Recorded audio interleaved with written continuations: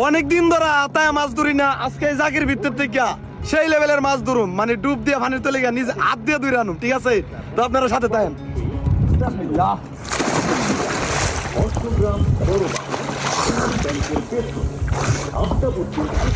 অন্তর পুইরা গেল কবে, ধোকায় ডুইবা নিল নদে, আমার ভাঙা তরি নাহি লাগে জোড়া, ও নয়ন ভোলা না রে যায় না পারা।